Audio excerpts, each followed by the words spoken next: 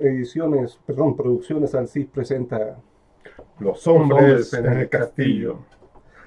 castillo. Esta es la segunda sesión. Eh, Estamos realmente felices de hacer este podcast. Es nuestra primera experiencia en esto. Nunca me imaginé que podría estar delante de una cámara hablando. Eh, por lo tanto, tener una segunda sesión ya es una cosa maravillosa. Mira, que nos ha ido, yo creo, superando nuestras expectativas con nuestro primer número, nuestro primer episodio. Bastantes vistas, ¿no es cierto? Bastantes likes. 3 personas que no les gustó lo que hicimos. Y me siento ofendido. Que Eh, son tres personas que nos vieron, ¿no? no, nos vieron como 500 personas, algo así. Entonces es despreciable. No, no, me afecta mi autoestima esa cuestión, definitivamente. Bueno, esta es una segunda Mm, ocasión para que esas tres personas puedan repensar su voto. mm. Bueno, mira, hoy día lamentamos la ausencia de nuestro querido amigo Wilber. Wilber no nos va a poder acompañar con sus conocimientos, especialmente él sabe mucho del tema cyberpunk, le habría encantado estar acá, pero motivos de fuerza mayor lo han alejado, ¿no es cierto? No ha podido estar hoy día con nosotros. Sin embargo, contamos con el privilegio de tener en esta mesa hoy día a Pablo Castro. Pablo Castro, escritor de ciencia ficción, ¿ya? Notable escritor de ciencia ficción chileno. Y yo no voy a hablar mucho más de él si está aquí el mismo presente. Hola Pablo. ¿Qué tal? Muchas gracias por la invitación, sobre todo en este capítulo, donde vamos a hablar de temas bien interesantes, así que es también mi primer podcast, así que muchas gracias por todo. Bueno, esta vez nos va a tocar el tema de la Ucrania y me gustaría empezar, si ustedes me lo permiten, a hablar un poco del tema. Eh, la Ucrania deviene del estudio de eh, la historia contrafactual. Es un concepto que se ocupa en la academia para estudiar ciertos momentos que son bisagras en la historia que eh, pueden o no haber influido en el resto o en el flujo de la historia del resto de la humanidad. Para eso tú haces un escenario que es una premisa contrafactual eh, para estudiar ese hecho específico. Si las consecuencias de lo que hubiera pasado si no hubiera sucedido ese evento cambian o se van derechamente hacia lados opuestos en la historia, podríamos decir que ese punto es un punto bisagra, un punto importante dentro de nuestra historia. Por el contrario, si la premisa contrafactual no, y estudiando todas las aristas que tiene la premisa no tiene ningún impacto, entonces podríamos decir que es un momento tal cual como nosotros podríamos vivir cualquier día. Eh, este método de la forma de entender la historia se traspasa a la ucronía. Eh, no es, no es un traspaso puro, es un traspaso más lúdico, simplemente explorando las consecuencias, no no es tan académico, tiene mucha más ficción, tiene mucho más juego. Eh, el primero que hizo más o menos la historia contrafactual o hizo una premisa contrafactual fue Tito Livio, que imagino que hubiera pasado si el Imperio Romano hubiera entrado en guerra con Alejandro Magno en el siglo IV o VI, me parece que era el siglo IV antes de Cristo. Y él exploró la razón los hechos que hubieran desencadenado esta premisa. Eh, de ahí podemos saltar al siglo XIX, a Charles Renouvier, que en 1857 acuñó el término que es ucronía en un libro que se llama, o en una historia que se llama Ucronía, l'utopie dans l'histoire. Y podemos decir que todo el siglo XIX las ucronías fueron parte del acervo de los escritores franceses. Hay un concepto dentro de la ucronía que me gustaría destacar, que es el punto Humbert. Ya, sí. El punto Humbert es esta traducción de la premisa contrafactual. Podríamos decir que el punto Humbert es la bisagra en la historia que te decide qué camino tomar y que se divergen de una manera tal que los diversos caminos son completamente diferentes. Este término, el punto Humbert, fue utilizado primeramente por Jack Williamson en 1938 en una novela, un cuento corto, yo no lo he leído realmente, que se llama The Legion of Time. ¿El nombre, alguna idea? ¿Humbert? Humbert, obviamente, porque ahí había un personaje ahí que se llama John Barr. Ah, ya. Y en la trama, él tiene a su disposición dos utensilios, que es un guijarro y un imán. De acuerdo a la decisión que él tome, si toma el guijarro, eso iba a generar una utopía gigantesca, completamente, iba a unir a todos los pueblos en una utopía, y la utopía se iba a llamar precisamente Humbert. Si tomaba el imán, iba a producir una tiranía. De ahí viene el punto bisagra, o el ordenamiento del punto bisagra. Llevado un poco más adelante, increíblemente tenemos a Julio Cortázar, que jugó con estas ideas de diverger las historias en Rayuela, y específicamente en 62, Modelo para el Mar. Y últimamente, por ejemplo, podemos observar estas divergencias o la utilización de los puntos Humbert en una película. No sé si se acuerdan de la serie Black Mirror, que está en Netflix, y ahora sacó una película que se llama Black Mirror Bandersnatch. Que ha dado mucho que hablar, Bandersnatch. Claro, podríamos hablar un poco de eso incluso, pero dejémoslo. Que en algún momento tú tienes que decidir para dónde va la historia, tú como espectador. Sí. Y por lo tanto la idea está, ya se ha traspasado al acervo cultural, y específicamente por una muy buena serie que la está dando Amazon, que ya lleva tres temporadas, que es El hombre en el castillo. Por lo tanto, aquí yo le paso a ustedes el listón para que vayamos a nuestro primer libro que vamos a recorrer en este viaje sobre la Ucronía, que es precisamente de nuestro querido Philip K. Dick. Philip K. Dick, y vamos a estudiar, o vamos a conversar sobre precisamente El hombre en el castillo.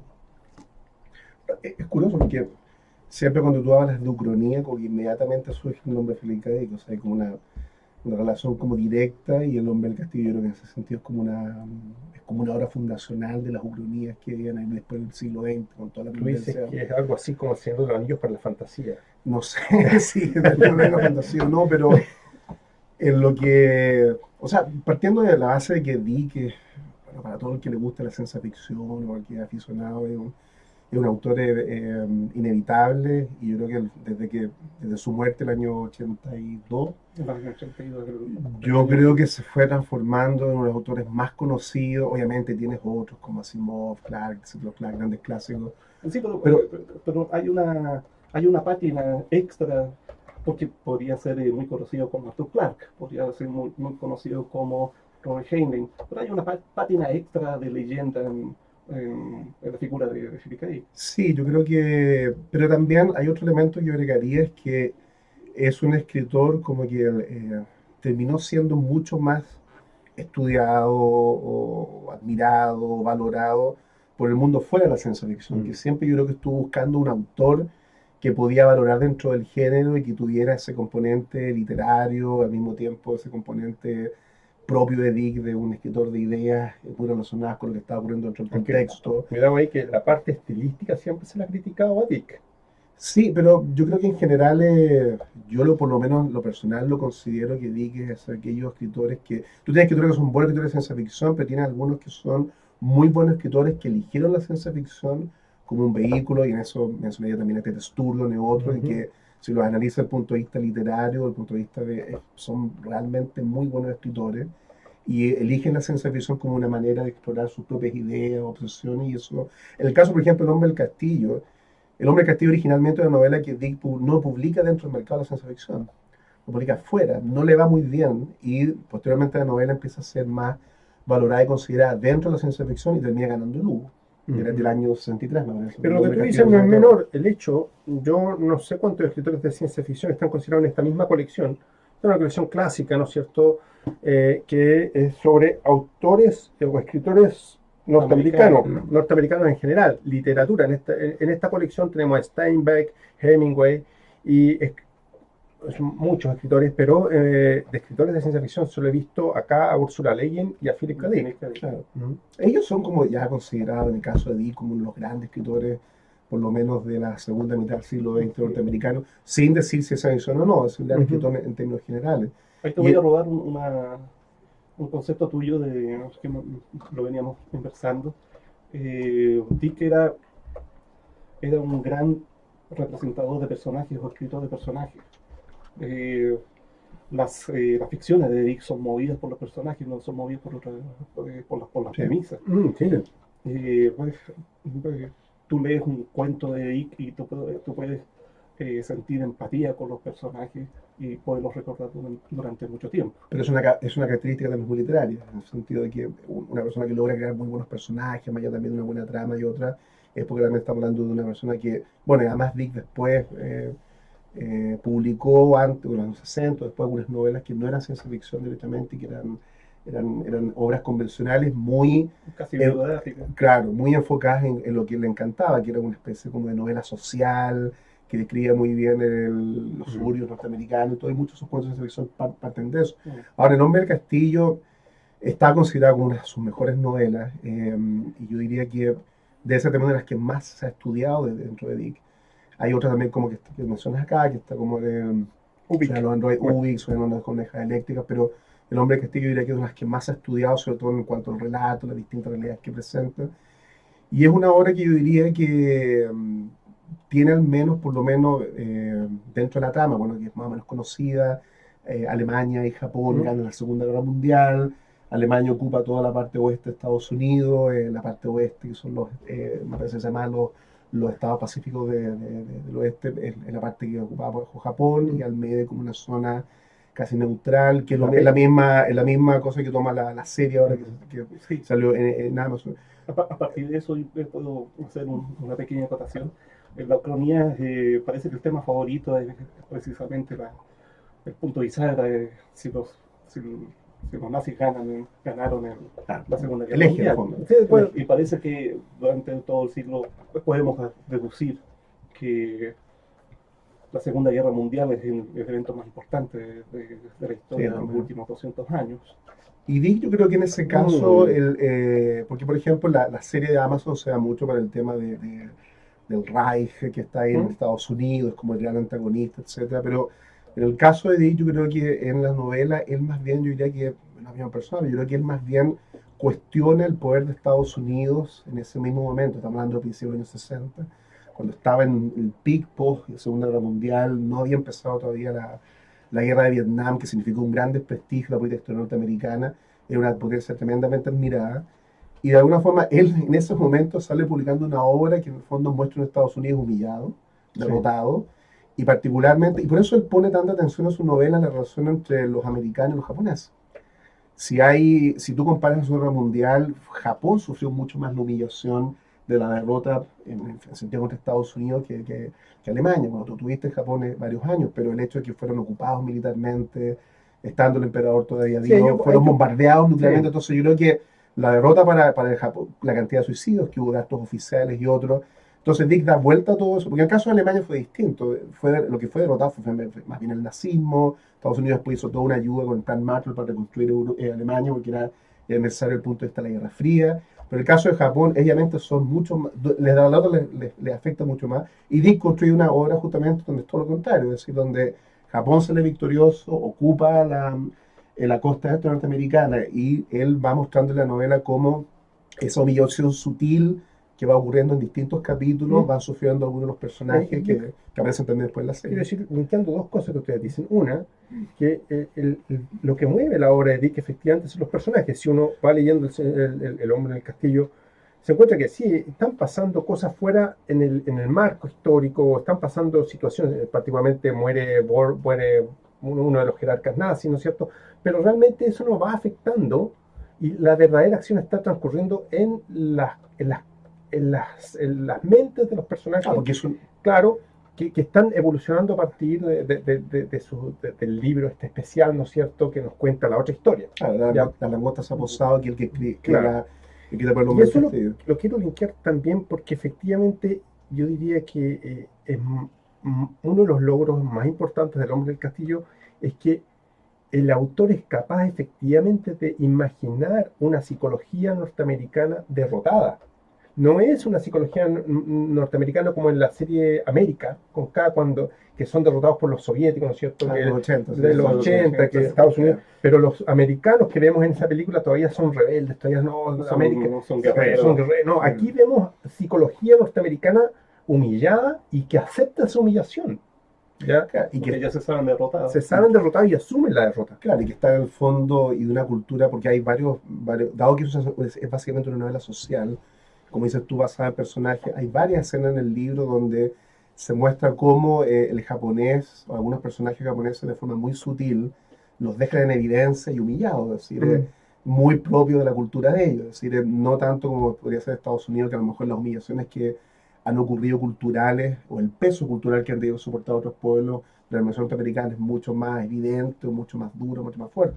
Y el otro elemento yo creo que es interesante en la novela, es que de alguna forma Dick juega o plantea la tesis del cuestionamiento del consenso, es decir, el consenso puede ser muy débil. Eso está reflejado en la escena que también aparece en la serie cuando el señor Tagomi, que es un personaje muy bueno ahí, sin darse cuenta cruza, abandona el mundo y llega en esa escena, de repente que cierra los ojos, está en un parque, despierta y está en el año 1962, pero y ahí en el fondo él se encuentra con ese mundo. Dígame, una forma está diciendo, el consenso puede ser muy débil, la victoria norteamericana, la victoria de los aliados, tal vez no se produjo porque seamos mejores, sino que sencillamente producto de un elemento de la historia, ahí vuelvo al punto tuyo de que un elemento gatilló derechamente la posibilidad de que hubiese una línea del tiempo. Y además también porque en toda la obra, sobre todo lo que tú mencionas de los personajes, está muy presente la idea de lo falso, que también es muy fuerte en Dick. Sí, Hay un personaje que supuestamente se operó y no es quien es, otro que esconde, es un oficial SS, pero se ven de otra manera. Está muy presente en la obra que nadie realmente quien es o dice ser, son máscaras. Y ese es un tema también permanente en Dick, es decir, que la realidad inmediata, lo que tú estás viendo, no es tan cierto. Ahora, lo curioso es que en la novela se presentan tres realidades. Porque por un lado está la realidad del lector, que es la historia que tú conoces, la realidad del libro, donde gana el eje, y la realidad de la novela que escribe El Hombre del Castillo, donde ganan los aliados, pero es una historia muy distinta. Sí, sí, es distinta. ¿No? O sea, Es que construye una obra bastante compleja en tres niveles distintos, y eso también me parece que es un logro bien interesante. Es una obra interesante porque eso no le alcanza a capturar la serie, ¿no? Esos tres niveles capturados. Claro, es que la serie en el fondo busca otra cosa. Claro. No es una transliteración. No es una transliteración. No, pero no logra pero omite ese juego de que en realidad lo que se está viendo en el Saltamonte se posa no es nuestra realidad, es otra realidad alternativa. Claro, porque en el fondo en la serie el libro es reemplazado por las películas, que van llegando desde otros mundos, y ya una obra que juega más bien con el tema de los universos paralelos, entre otros. Pero creo que el valor también está en que hablamos de una obra bastante compleja, donde Dick también colocó muchos temas, y ahí pienso que es una cosa interesante porque tengo la sensación de que en general las ucronías en los últimos años se han visto más bien como ejercicios literarios. ¿Ya? Se toma la idea interesante, son tour de force, de las novelas, por ejemplo, donde Japón gana como los Estados Unidos de Japón u otras. Pero no son más premisas estéticas. Premisas estéticas. No sé si ellas tienen el peso, la densidad de la obra de Dick, donde plantea una serie de temas importantes que no solamente tienen que ver con el cambio de una situación o de un universo, sino que utiliza eso claro, Es un instrumento para llegar a algo mucho más, exactamente, para una crítica más velada Ujú. del pueblo norteamericano, para una serie de otros elementos también. temas de Me identidad, parece, temas de... sí. me parece asombroso que la genialidad de Félix Calles, porque sí creo que es genial, eh, de que todo lo que hemos hablado y toda la complejidad que tiene el libro, y el libro solamente no tiene más de 300 páginas. Sí. Eh, No tiene tanta acción tampoco, es un libro no, bien, no, sí. es bien estático, Como digo. pero es dinámico. Sí. Vemos hoy día que compramos libros y sagas que tienen 800 páginas, un solo volumen, pero Dick retrató fielmente con pincelazos muy precisos, muy exactos, todo un mundo y y sin dejar de lado la complejidad de los propios personajes. Bueno, esas son las características que uno siempre piensa cuando habla cuando dice va a salir una obra de ciencia ficción buena o escribirla, la capacidad justamente de crear un mundo. Creo que mismo Dick lo dijo, cómo crear un mundo que no se te venga abajo inmediatamente. Y en ese sentido creo que las obras en general de Dick, ya sea El Castillo o otra, Ubik, por ejemplo, Ubik muy compleja. es muy compleja, pero también con muchos personajes que son los que dan finalmente el soporte de una obra. Yo quiero rescatar lo que tú dijiste recién sobre que para muchos escribir ucronía es simplemente extrapolar un punto hombar, ¿no es cierto? Y eso, ¿no es cierto? Y claramente es mucho más que eso, o a lo mejor esa es la versión más simple o más básica, o como diría Sturgeon, el 90% de lo que nos sirve, digamos.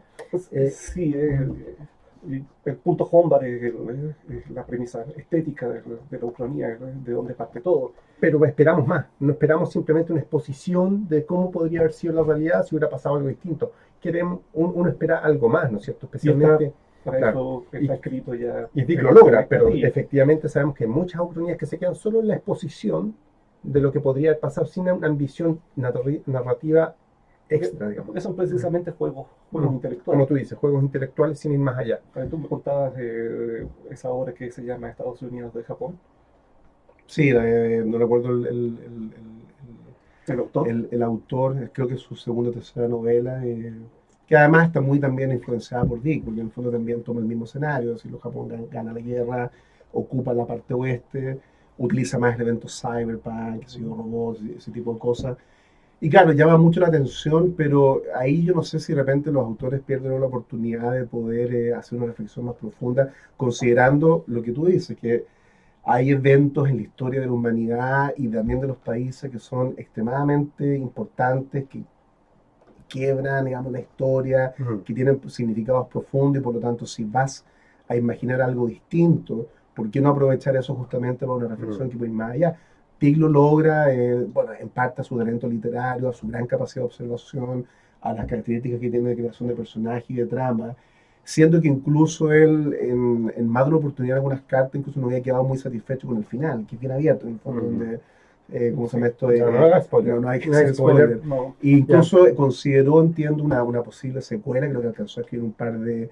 Porque al final como que la reacción de algunos autores fue, bueno, termina así y ¿qué ocurre? Si no viene... ¿Quién me imagino que va a hacer la serie? La serie va a intentar ir más allá de si hay un mundo que fue derrotado por el eje, probablemente la serie va a buscar que eso se dé vuelta y los que están oprimidos, o sea... Me gustaría preguntar respecto a eso. Yo no he visto la serie, alcancé a ver solamente unos 3 capítulos. Me pareció que iba por el camino correcto. Ustedes han visto, no sé, la primera temporada, tú has visto la tercera, incluso la tercera temporada. Bueno. ¿Qué tan buena es? ¿Qué tan fiel es? ¿Qué les parece? A ver, yo diría que partamos quizás de la base de que adaptar a Dick es difícil. Sin embargo, es muy popular adaptando. Es muy popular, pero... Es el autor de ciencia ficción más adaptado que hay en el cine. Sí, no, digo que es difícil adaptar la esencia de Dick, porque en general lo que se adaptan son las ideas, han salido obviamente de ahí productos muy buenos, como el caso de Blade Runner, entre otros, pero que siquiera una línea distinta. Digo que es difícil porque Dick tiene también, por ejemplo, el humor dickiano siempre ha sido muy difícil llevarlo al cine, a alguna serie, y prácticamente tú no lo ves. Y es muy presente, siempre está en todas las novelas, por más dramática que sea. Yo creo que la serie es bastante buena, tiene una nivel de producción y también crea muchos personajes, no solamente hace una muy buena personificación de los personajes que ya tiene Dick en la novela, sino que también crea unos otros nuevos. Ahora, como te decía yo, es distinta porque en el fondo se basa mucho más en el gran Reich que tiene ocupado también. Se parece en ese aspecto mucho a Fatherland, en el fondo. Todo el proyecto Sí. Germania, que es inmenso, toda la ocupación oeste, se explora mucho más la relación también interna, que algo está mencionado acá en el libro sobre las distintas luchas de poder y facción dentro de las SS, del nazismo. Pero tiene personajes muy buenos, pero la línea de acción es distinta, es decir, por la necesidad práctica de que es una serie que tiene que mantener a la persona que lo está viendo de una forma mucho más constante, juega mucho más con el drama, con la acción, juega también con la idea de los mundos paralelos, es decir, cambia el tema del libro, El hombre del castillo, finalmente una persona que recolecta películas que van llegando No, y definitivamente de otro universo. el foco cambia, y necesariamente no veo otra posibilidad, cambia desde el mundo interior diquiano a lo que está pasando en el escenario, digamos. Claro, se vuelve tal vez se vuelve un poco típica de lo que yo llamé un subgénero de la ucronía, que cuando los alemanes ganan la Guerra Mundial, que hay varios ejemplos de ese tipo, explota justamente eso, porque en el fondo, en el caso de la serie, cuando muestra la ocupación japonesa, es dramática, pero no tiene tanta la tensión que genera, que el que mueve finalmente toda la obra es justamente este gran Reich que está ahí, que finalmente incluso es mucho más poderoso que el Aunque que en la vemos novela ahora. también da la sensación de que el Reich es más poderoso que la facción japonesa. Pero me parece que en la novela el Reich es considerado más como un elemento indirecto, porque dado que casi toda la obra se desarrolla justamente ahí, y porque dada la necesidad de Dick de establecer ese contraste entre la cultura japonesa, que humilla esta otra cultura americana, porque en el caso de la serie, el Reich que ocupa toda la parte este de Estados Unidos, Que igual que la novela, entonces. tiene personajes que habían sido oficiales americanos y se transforman en nazismo. Toda esta cosa de un Reich que funciona, hay una ambigüedad ahí con lo que es el propio Estados Unidos, además, porque la gente que viene a ese lugar, salvo que no sea judío o tenga otra raza, no tiene, digamos, no siente tanta la opresión que podría ser en la costa oeste. Correcto. Claro. O sea, finalmente la serie tiene vida independiente del libro. Sí, totalmente. Y apunta, yo creo que debe apuntar a objetivos distintos. Sí, la novela queda como una buena referencia. De hecho, mucha gente tampoco no sabía que existía El hombre del castillo como novela, pero dado que esta novela, incluso para más de alguien le puede asustar, está un poco aburrido, que tiene una zona social, que no tiene tanta acción, tiene una interacción más bien en cuanto a los personajes y otras. No, la serie se la juega derechamente por una historia más convencional por la espectacularidad. Claro, y más convencional de mundos paralelos, de ocupación a otra, pero está bien escrita, tiene muy buena factura, se nota en la mano ahí de guionistas que han trabajado también con los clientes X y otro, porque tiene muy buena, crea además situaciones bastante creíbles. Ya me diría que las 3 temporadas están en un nivel más o menos similar, pero ya te vas entendiendo más o menos hacia dónde apunta. Cambiando un poco, avanzando un poco, que las ucronías como género, tú en un momento mencionaste que podías dividir el género o subgénero de las ucronías incluso en tres subsecciones, ¿no? Sí. La primera es la más cercana a la ciencia ficción clásica, que incluye viajes en el tiempo, es alrededor del punto Hombar. O sea, un viaje en el tiempo que altera el pasado. Y se produce un punto. O sea, por ejemplo, el sonido del trueno. Exactamente. O Bring the Jubilee, la de War Moore. Exacto. Y esa es la más clásica, la que todos conocemos. Perdón, recordemos que el sonido del trueno, déjame recordar porque es bien interesante, la persona viaja a la época de los dinosaurios, aplasta la mariposa. Aplasta una mariposa y cuando vuelve al presente, los nazis ganaron la guerra. Incluso es más. Pero vamos para allá. Pero lo reciben los nazis, porque cuando él sale, son los oficiales nazis que lo saludan. O algo así, ¿no? No dice que sean nazis, es como una dictadura del futuro norteamericano. La segunda variedad es cuando el punto Hombar ya ha ocurrido y el autor se dedica a explorar las consecuencias. Como en El hombre del castillo. Y la tercera, que no me acuerdo muy bien, es antes del punto Hombar, que se detiene precisamente en el punto. Ya. Como la lucha por evitar que cambie el tiempo. Exactamente. Un poco como como Connie Willis cuando viaja no, no es Blackout, es cuando viaja a la época de la peste negra. El libro de Doomsday Book, Algo así, de podría ser. Doomsday Book. Eh, también me acordaba de los hombres que mataron a Mahoma. Me acuerdo de eso básicamente porque en ese cuento se dice que el flujo del tiempo es inflexible, por lo tanto, no importa lo que hagas, el punto con barba va a ocurrir igual. Y podríamos pues, entonces rápidamente mencionar algunas obras que nos hayan llamado la atención en temas de ucronía. Yo quiero mencionar una obra chiquitita, un cuento que también ganó el premio Hugo, que también parte de la esencia de que ganan los nazis. ¿Se acuerdan cuál es? Uno escrito por Fritz Leiber. Coge ese Zeppelin, ¿no es cierto? Que es la misma. Y otra historia, es distinto. Es más lúdico, es pequeñito, pero Sí. me acuerdo que era la visita del Zeppelin a Nueva York. Claro, pero en un escenario donde todo estaba lleno de propaganda alemana, digamos. Alemana. Yo elegí 3, en realidad fueron un poco más, hablando sobre el estado de la ucronía en la ciencia ficción ahora. Elegí Al Oeste del Edén, que tengo el tercer libro, es una trilogía. Se puede leer independientemente, pero cuando terminé el tercer libro me di cuenta de que me había perdido otros 2. Al Oeste del Edén es de Harry Harrison, un escritor de ciencia ficción norteamericano,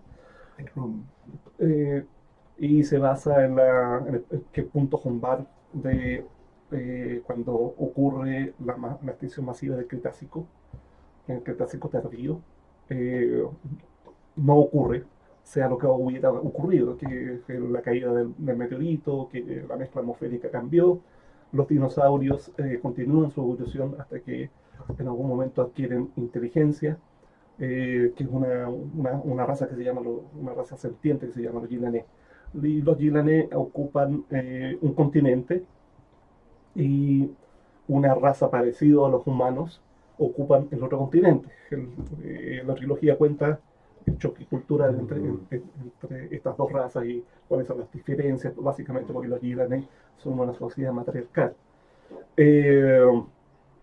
Y también me gusta esta trilogía porque las ucronías siempre nos cuentan qué es lo que ocurre, los hechos que ocurren alrededor del punto Humbar, no más allá de 100, 200 años.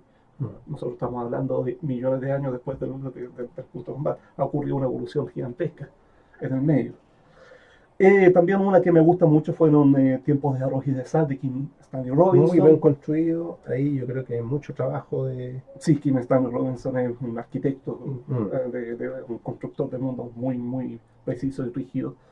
En este caso, el escenario es que la peste negra se vuelve una cosa inmanejable y acaba con casi la totalidad de Europa. Y no hay un resurgimiento, no hay un renacimiento, no hay edad moderna, no hay nada. Por lo tanto, no ocurren las edades de los grandes, el Islam conquista Europa. El Islam conquista Europa, la evolución de las sociedades en América continúa, los incas, los pueblos nativos. Pero lo interesante es que efectivamente no es el Islam el que se convierte en la gran potencia, sino que es los chinos. Y ahí voy a lo que tú dijiste, qué es eso extra que puede traer la ucronía. En este caso es una especulación de cuáles son las verdaderas redes de poder en tu mundo, en esta realidad. Y efectivamente, Kim Stanley Robinson dijo, bueno, los chinos son esta gran nación latente, expectante, y que estamos viendo su surgimiento en este mismo momento. Y lo vemos a través de muchas cosas, incluso en la ciencia ficción. Cómo se está metiendo la ciencia ficción china dentro del establishment de nuestras lecturas. Otra que me gusta mucho es de un autor inglés de ciencia ficción también, Keith Roberts, que es Pavana, que se basa en el punto Humbar de aquella tormenta que acabó con la Armada Invencible, nunca ocurrió, y obviamente Bueno, arrasaron, interesante. Los españoles se toman Inglaterra. se toman Inglaterra, ocurre el asesinato de la reina Isabel, parece Claro, que o ejecución o asesinato. era un asesinato, Ya, porque está en el prólogo. ya, ya. Eh, y eso hace que Inglaterra se sumerja de nuevo en una pseudo Edad Media, eh, y estos sistemas de trenes que al final son la última resistencia o la última ejemplo de civilización que tienen los ingleses para protegerse. Es una muy pensada, pero también es muy poética. Ujú. Es muy poética. Mm. Por favor, he conversado mucho.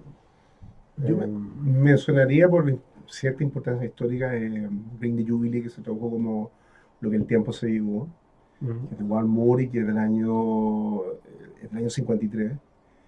Ciencia ficción, ahí donde en el fondo Wal imagina, pone como, digamos, como contexto histórico la guerra de secesión norteamericana y donde el sur gana justamente la batalla de Gettysburg, producto de una parte de la batalla con una colina finalmente se va a poner. Y los Estados Unidos, en el fondo, son los Estados Confederados del Sur. Hay toda también una suerte de tensión geopolítica con el Imperio Alemán. Un Estados Unidos un poco más empobrecido.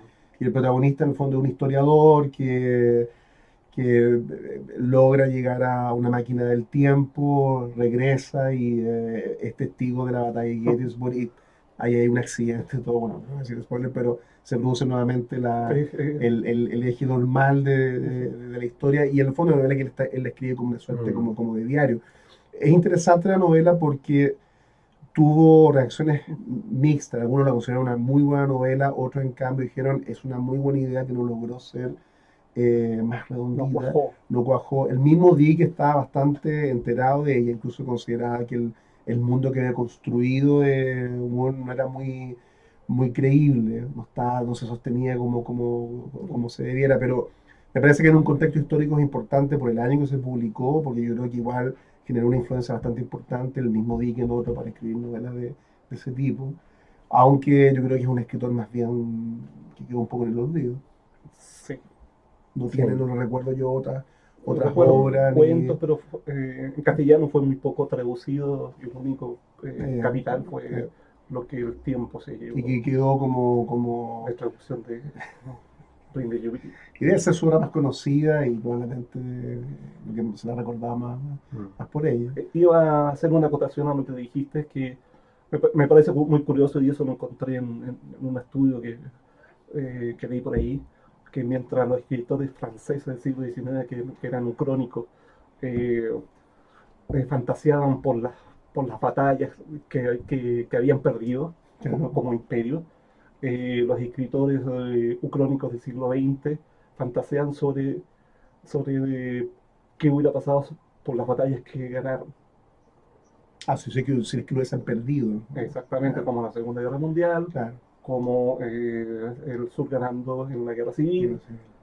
No, eh, ¿Mm? ahí yo tengo un contraejemplo, ¿viste?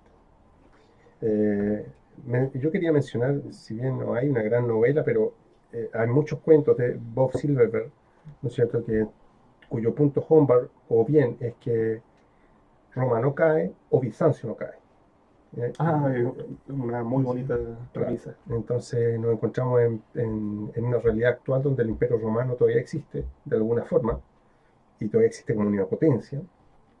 Y hay varios cuentos, no sé si varios, pero recuerdo haber leído dos o tres al menos, donde Silverberg explora ese tema.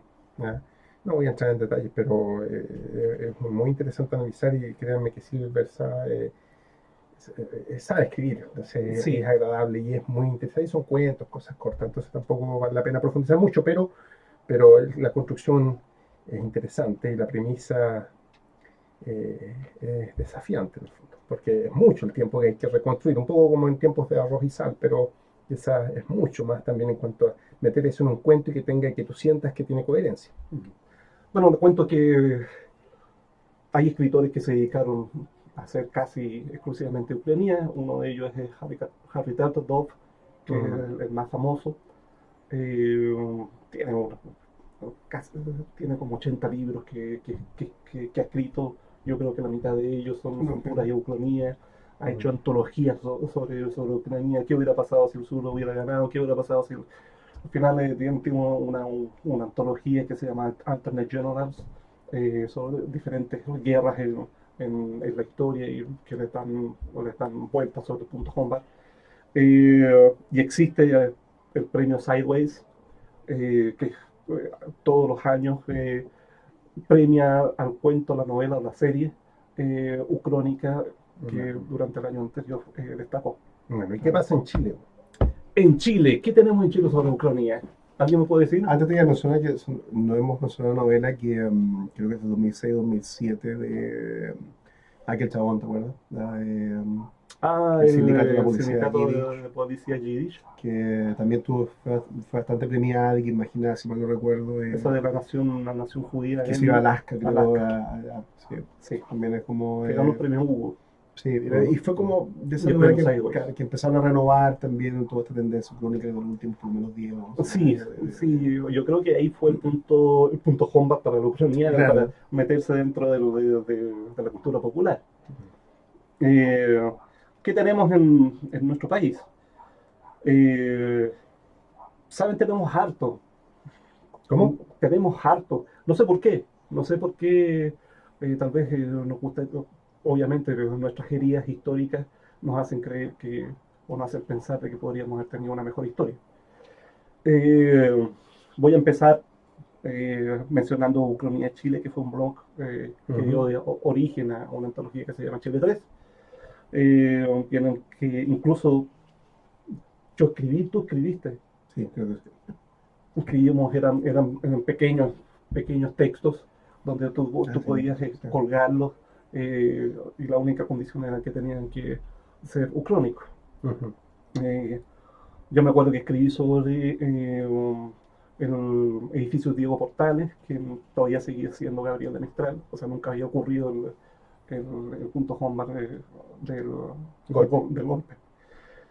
Y de ahí saltamos a Chile, que fue acción directa de este blog, que es Chile Relación del Reino, en donde los mejores textos del blog se organizaron y se publicaron.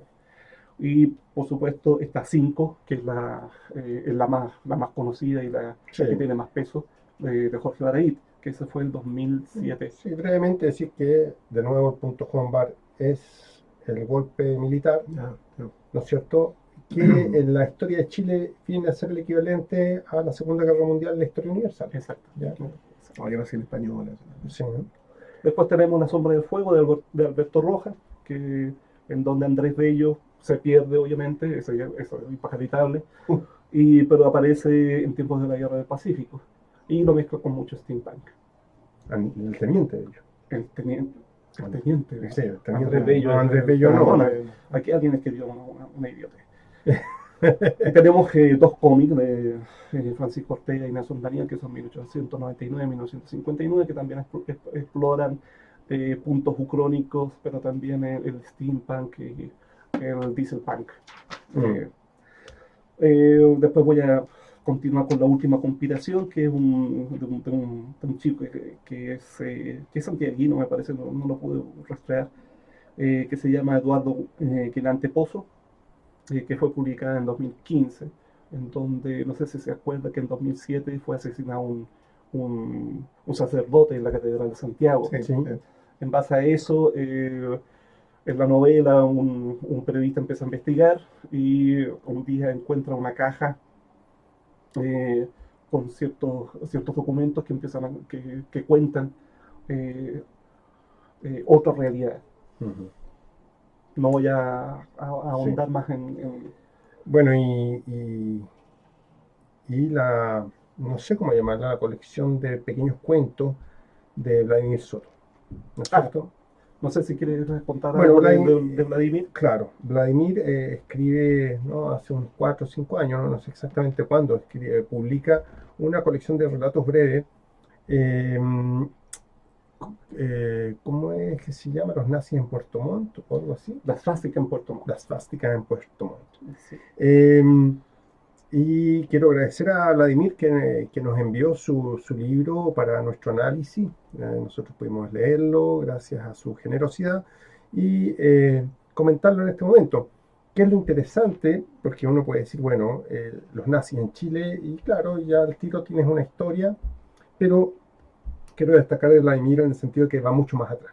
El punto Hombar de Vladimir no es que ni que Alemania haya ganado la guerra, ni que en Chile haya nazis, sino que el punto Hombar es que los holandeses logran establecer efectivamente una colonia en Valdivia en el siglo XVI, ¿no es cierto? Sí, Y de ahí empieza a desarrollar una nueva historia, ¿no es cierto? Que termina con la suástica, ¿no es cierto?, en Puerto Montt.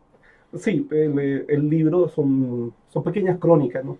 No podría decir si son cuentos, pero son exploraciones Sí. de la historia alrededor de la Ucrania. Que promete mucho. Yo le diría a Vladimir, toma eso y expándelo. Expándalo, sí. Sí. Tiene, yo seleccioné tres de los que más me interesaron. Uno de ellos es sobre los holandeses en el sur de Chile, que se llama Los días de Puerto Blower, que más o menos en 1740, y básicamente los españoles ya se habían retirado.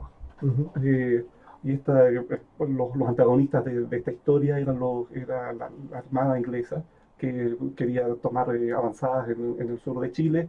Los holandeses se les oponen y hacen una alianza con los mapuches para impedir y hostigar a los ingleses para que nunca se asentaran. Ese es uno de los relatos. Interesante porque a mí, recordemos, por ejemplo, que los holandeses son la única potencia occidental que puede comerciar con Japón durante el periodo de la reclusión, los 3 siglos del periodo Tokugawa. Qué bueno que eligió a los holandeses, porque efectivamente yo creo que de todas las potencias europeas, los únicos que efectivamente podrían haberse sentado a negociar favorablemente con los mapuches habrían sido los holandeses. Bueno, aquí no es tan favorable al mapuche, pero hay una cosa que me gustó mucho, que nace una neolengua. Y esta neolengua es una mezcla de holandés, mapudungún y español. Son de esas cosas que las ucronías te dan ese placer estético. El siguiente es la esvástica en Puerto Montt, en donde él reimagina qué hubiera pasado, o las consecuencias de que los nazis hubieran ganado la Segunda Guerra, pero específicamente a nivel local en Puerto Montt, que en 1950. Es un fresco, toma muchos personajes y esos personajes los empieza a individualizar dentro de la sociedad de Puerto Montt bajo el dominio del régimen nazi. Me llamó la atención de uno de ellos, que es un antiguo jerarca que es nacionalista, un nacionalista del sur, y que en realidad él se lamenta sobre cómo el nazismo se había transformado en realidad en un imperialismo alemán, cuando el nazismo siempre había nacido de los nacionalismos locales. O sea, pero en ese contexto los alemanes ocupan Chile, ¿no? Los alemanes ocupan el resto del mundo. Ya. Imponen sus condiciones dentro de Puerto Montt, dentro de Chile. Bueno, hay un tema recurrente siempre con el tema del nazismo en Chile, todo porque Chile por lo menos políticamente fue neutral hasta el año 43 y tuvo por lo menos en distintos partes de la sociedad chilena más gente que era bastante pro el régimen alemán de la época. Claro, son toda Sudamérica eso, ¿no? Claro, pero en el caso de la neutralidad chilena, bueno, Chile había sido ya neutral en la Primera Guerra Mundial, tenía una política de neutralidad en general, pero el gobierno también sabía que entre los elementos, a ver, en el fondo la base política por la que ser neutral era porque se pensaba que si la Segunda Guerra Mundial terminaba con una negociación, los países neutrales iban a cumplir un rol importante en esas como negociaciones. Cuando después ya se empieza a dar cuenta que va a ser rendición incondicional, no había mucho que hacer. Pero el gobierno siempre tuvo muy presente que había sectores importantes de la sociedad, particularmente las Fuerzas Armadas, que eran pro Alemania en esa época, por lo tanto hay que romper la neutralidad y le dejar también un problema interno. Y también, bueno, sobre todo en el sur, donde obviamente hay una presencia alemana importante de inmigración. El último que me llamó, y porque es el mejor ejemplo de historia contrafactual de manera académica, básicamente porque Vladimir es antropólogo, pero también es histórico, historiador, perdón, que se llama La guerra llegó a medianoche al reloj Cabí. Y esto es sobre el conflicto de 1978 que tuvimos entre Argentina y Chile. Y él tomó la operación Soberanía. Que la operación Soberanía es los planes que tenían las Fuerzas Armadas Argentinas de ocupación sobre distintas ciudades estratégicas de Chile.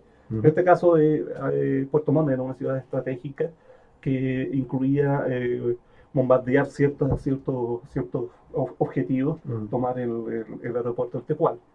Él describe eso desde el punto de vista de las personas comunes y corrientes dentro de ese día, que era el 23 de diciembre, me parece, en 1978. Además que en esa época pasaba también, era muy común en esa zona que, no sé si me recuerdo que en el caso de, yo vivía en Osorno en esa época, pero mucha gente ya estaba, eso llamaba al servicio y estaba probablemente estaba apostada. Estaba apostada, o sea, la familia pero era, eso digamos, es, las mamás con los niños. Eso es historia real, digamos. Claro, real. Sí, Eso es historia real. Ya más que un bombardeo argentino, o sea, en ese momento la Fuerza de Chile no estaba muy en las condiciones No, para sí. Afortunadamente para nosotros, dentro del relato de Vladimir, era una noche, pero ganábamos. No sé cómo, pero bueno, ya No sé con qué ganábamos, pero bueno. Sí, porque es que en eso se ha explorado mucho, digamos, la enorme superioridad militar argentina, que es una ocupación y todo, pero hay que ver también que por lo menos las tropas más al sur tenían planes también de ocupación de territorio argentino. Y que siempre una ocupación, siempre... No, que se negociar después... A una población civil que también puede estar armada y siempre es muy difícil. Nosotros teníamos, si mal no recuerdo, tropas superiores en el sector de Ushuaia, entonces esa zona podía ocuparse. Ya no, pero no, eso ya es Ucrania dura, digamos. ¿Qué habría pasado? ¿Cuáles habrían sido las estrategias y las zonas de ocupación? Pero vuelvo al punto, es el tema interesante, porque al final tienes un ejercicio de Ucrania que no es tan complicado, al fondo elige el punto Horvath, ves una trayectoria en línea de acción, pero finalmente la idea, o por lo menos lo que se debe saber, es que utilices justo ese marco para tratar algunos temas, elementos que son más importantes. Pero mira, pero interesante esto, mira, fíjate que el caso de la pseudo guerra entre Chile y Argentina nos muestra que la ucronía está presente en el pensamiento común de la gente y está presente en la prensa, porque efectivamente todo esto que hablamos, que los análisis de los planes de guerra, los análisis tanto de Argentina como de Chile, han sido ampliamente desarrollados por la prensa, por ejemplo, en reportajes, y en el fondo eso es ucronía, porque en el fondo nos induce a pensar, bueno, ¿qué hubiera pasado si efectivamente se ejecutan esos planes? Claro. ¿Quién habría ganado? Y eso ya es un ejercicio ucrónico. Bueno, ya tenemos 52 minutos de transmisión, ¿no? Siempre pensamos yo quiero, antes de cerrar, eso sí, suficiente. Comentar la noticia freak de estos últimos tiempos. Luis, tú nos... Pero antes de preguntarte, ¿tú has escrito ucronías, como un tipo de cuentos, cosas más allá del blog Sí, el blog era como más, me acuerdo más bien, eran como más como episodios. Son episódicos. Sí, era explorar solamente el punto Homba, ¿no? De ahí no había más. Sí, tengo dos. Tengo dos cuentos que ya están escritos, que fueron publicados en su momento. ¿Dónde están publicados? ¿Por Poliedro? Están en Poliedro y la otra están en Axón y casi ya en Domingo Santo.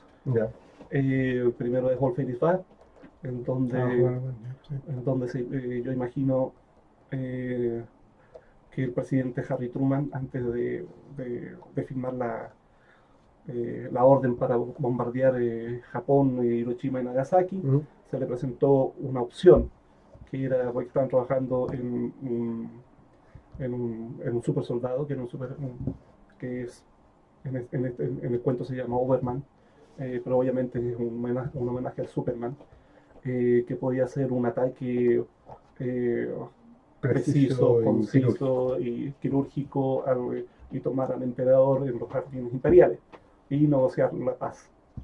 Obviamente se hizo, no hubo explosiones nucleares, pero de ahí empezó la era de los superhéroes.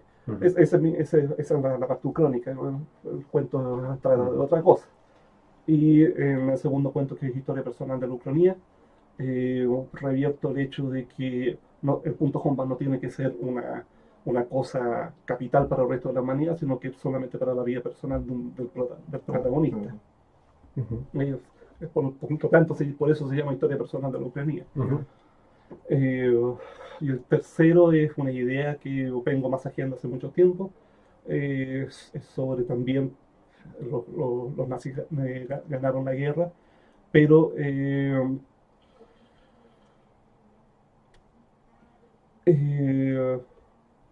se, la población judía pudo salir de Alemania en base porque todavía existía mucho de la magia judía y todavía existían los golems. ya, Eh, Reimagino Valparaíso, donde una población importante judía se vino a hacer colonia, junto con los golems como sirvientes. ujú, Alguna vez lo conversé con Sergio Meyer, que también él está estudiando para una posterior novela que nunca completó sobre los golems. Y alguna vez quedamos en ir a la sociedad judía de historia para conversar qué significa el golem, cuáles eran las consecuencias de un golem o cuáles son las significancias de un golem en la cultura judía. ujú. Eso es más o menos mi experiencia dentro de los gremios. ¿Pablo? Em, sí, un cuento que salió, no me acuerdo en qué poliedro, si el 5, creo que no fue el 5, me parece, que en el fondo juega con la idea de, em, de la guerra civil en Chile en el escenario, digamos, de golpe de Estado, o sea, golpe de Estado no ocurre y se dividen las Fuerzas Armadas, que era siempre el gran temor que hubo en ese momento, y incluso el mismo Allende también pensaba, bueno, en algún momento lo único que queda para enfrentar con éxito el golpe es que algunas unidades se dividan, se rompa, y eso finalmente no ocurre, pero en este relato finalmente había dos ejércitos, dos Fuerzas Armadas peleando, había una guerra civil. Me interesaba quizás no tanto por el tema crónico, sino por el tema de la guerra civil, como todo esto ocurre en el año como 79-80, donde tenías en otros lados guerras civiles como en el Líbano u otro, porque en los últimos años el conflicto armado dejó de ser interestatal y se transformó más bien en conflictos internos. O sea, la ex Yugoslavia, lo que vemos Siria ahora, y la guerra civil como realmente lo que además produce más daño, más muertes civiles.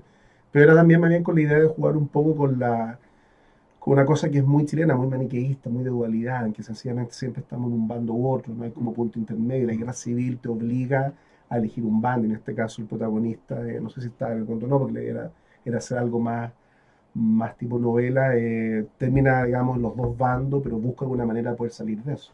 No puede, porque como te insisto, la guerra civil en el fondo te deja finalmente, No puedes estar en el medio. no puedes estar en el medio, no puedes ser un observador, te ves obligado, las fuerzas de la historia o del conflicto mismo, a elegir un bando. Y me parece que en nuestra historia, en Chile por lo menos, tenemos un poco esa tendencia de ser siempre blanco y negro, siempre maniqueísta, de toma, o eres muy de derecha, muy de izquierda, siempre hay una cosa como de dualidad muy fuerte, muy hostil y muy agresiva, como una característica propia. Entonces pensaba que a lo mejor la guerra civil, que en Chile hemos tenido, creo que como 4 guerras civiles más o menos, eh, y 4 guerras civiles que se dieron dentro de la misma oligarquía, como es como una característica propia de nuestra historia, de nuestro pueblo, a nivel como más bien social. No he publicado ni terminado de escribir ninguna ucronía, pero tengo muy avanzada una novela corta y cuyo punto Humphrey, bueno, Alemania pierde la guerra, pero en el lapso, en el periodo entre que se rinde Alemania y se rinde Japón, Japón logra desarrollar la Zaibatsu japonesa, no el gobierno japonés, sino que la Zaibatsu japonesa logran desarrollar y producir en serie la bomba atómica. Eso está interesante. Y por supuesto ganan la guerra.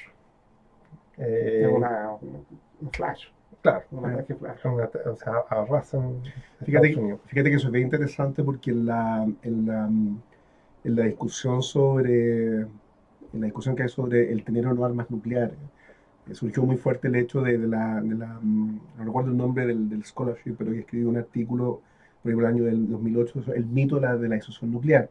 Trataba de alguna forma de decir de que el tener armas nucleares en realidad no se justificaba y ponía como ejemplo Japón, en el sentido de que de acuerdo a yo creo que está un poco equivocado, pero él dice que tú lo debes conocer más, de que la rendición japonesa en el fondo no se produjo por el bombardeo nuclear, sino que tuvo más bien por el hecho de la Unión Soviética que había declarado la guerra y que por lo tanto el uso de No, armas nucleares, no, que siempre se había hecho a ver. esa explicación de que usamos las armas nucleares para evitar la invasión, se conecta con el Que cuento son tuyo, disuasivos. que son disuasivos. Yo, en lo personal, creo que está equivocado porque en el fondo no considero justamente lo que tú estás pensando. Que si Japón hubiese tenido armas nucleares, obviamente se hubiese llegado a un punto en que hubiese tenido que negociar o derechamente Claro. no sé, un tratado. ¿No? O sea, la posición japonesa, tal como yo la entiendo, era tan radical como la americana, rendición incondicional. Si ellos hubieran tenido la bomba, habrían forzado la rendición incondicional de Estados Unidos. Claro. ¿Ya? Y estando peleando ellos solos. Entonces, pero yo la tesis que yo desarrollo en realidad, ese por supuesto el punto Humboldt, pero desarrollo que efectivamente la victoria japonesa y de pronto verse dueños del mundo terminó siendo peor para la preservación de su cultura que viene. Es decir, al final su cultura se va degradando fuertemente por el hecho de tener que administrar un imperio que se le escapa de las manos. ¿Ya? Pero ese es como la... Eso podría ser interesante aplicar a la China. Sí, Como un que, poco lo mismo, claro, por lo mismo. con mucha mayor fuerza, porque China se define desde tiempos milenarios como el reino interior. Exacto. Y ahora, en esta etapa donde el reino interior tiene aspiraciones de ser el reino exterior, O tiene que expandirse para claro, poder mantener claro.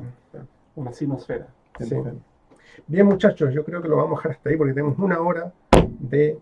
Es imposible tratar de conversar 40 minutos. Sí, ¿no es cierto? Imposible. Bueno, ¿Tienes ¿tienes algún requerimiento para nuestros comentarios? Mis queridos, nuestros queridos auditores, la invitación es para que nos comenten, por supuesto, hagan sus opiniones buenas, negativas, lo que deseen, preguntas, pero además, adicionalmente a eso, si ustedes quisieran enviarnos videos cortos de 30 segundos, un minuto, donde ustedes nos quieran comentar también de forma más directa, hacernos preguntas, participar de la discusión, están más que invitados y esos videos los pondríamos, ¿no es cierto?, los anexaríamos a las siguientes ediciones, episodios, ¿no es cierto?, y comentaríamos a partir de ellos. Así que esa está la invitación extendida. Vamos a dejar acá abajo en los comentarios la dirección, el correo electrónico donde van a poder enviar esos aportes si lo desean. Sería entonces hasta el próximo mes. Pero por favor, gracias a Pablo Bueno, Castro por supuesto, gracias Pablo. Que nos pueda acompañar en alguna otra ocasión y esperamos el regreso de Wilber, nuestro querido amigo Wilber. Ya, nos despedimos, los hombres del castillo, hasta la próxima. Chao.